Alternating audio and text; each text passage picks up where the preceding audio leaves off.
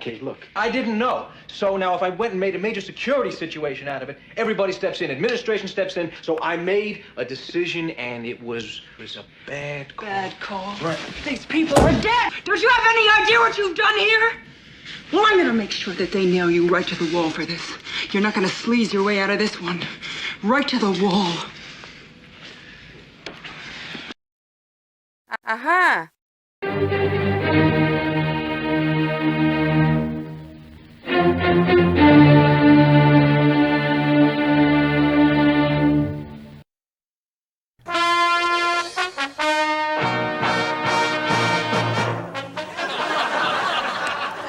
Good evening. Here's the news flash.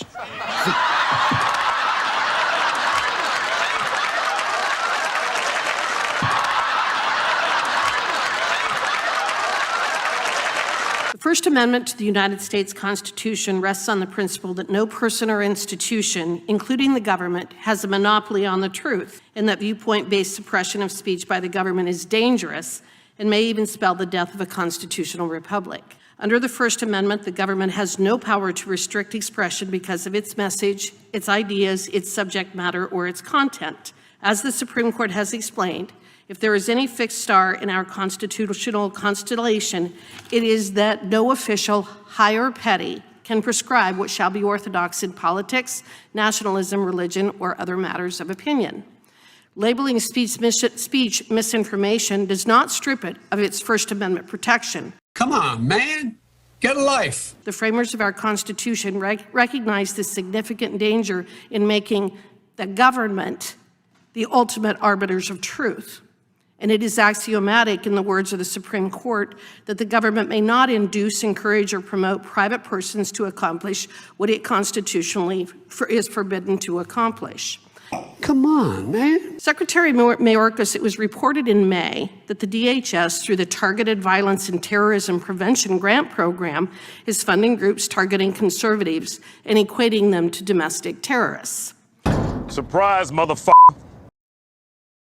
Originally intended to combat foreign terrorist organizations' operations in the U.S., it has become yet another government tool weaponized against citizens to violate First Amendment protection protected affiliations and speech.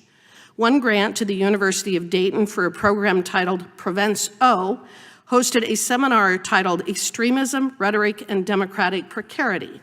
One of the speakers, a known Antifa member, as part of his presentation shared a pyramid of far-right radicalization, which likened the Republican Party to the Heritage Foundation, the American Conservative Union, Fox News, Breitbart News, the National Rifle Association, Prager University, Tea Party Patriots, the MAGA movement, and the pro-police Blue Lives Matter movement, and the Christian Broadcasting Network as the first steps on path leading to Nazism and militant neo-Nazism, among other appalling ideologies and groups.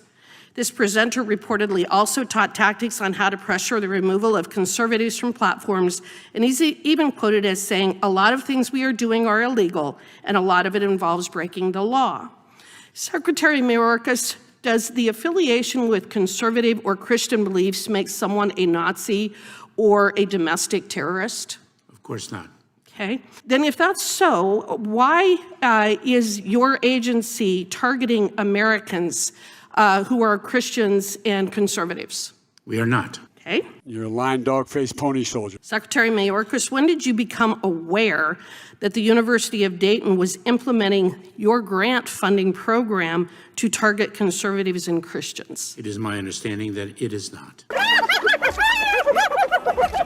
And have you ever seen the pyramid that it's up on the screen right now? I learned about the individual speaker's comments, with which I profoundly disagree. Okay, so when did you find out about the speaker's comments? I don't quite recall, Congresswoman. All right, well, you know what, Mr. Mayorkas, I actually really want to thank you as well for coming here today, for your performance. I have watched with absolute fascination as you have danced and dodged and lied. Yes, lied. We know you've lied, you know you've lied, but more importantly, the American public knows that you lied throughout your testimony today. Come on, man. What are we talking about? And yet you believe that you and your fellow architects of the censorship industrial complex, think that you should be able to determine what is and isn't true, and what is and isn't untrue. You are the walking, talking epitome of the very tyrant that our forefathers recognized would gravitate towards government service. We have thought fit to issue our proclamation that all our officers, both civil and military, are obliged to suppress such rebellion and bring the traitors to justice. When the unhappy and deluded multitude, against whom this force shall be directed, shall become sensible of their error, I shall be ready to receive the misled with tenderness and mercy. For those who persist in their treason, the punishment shall be death by hanging.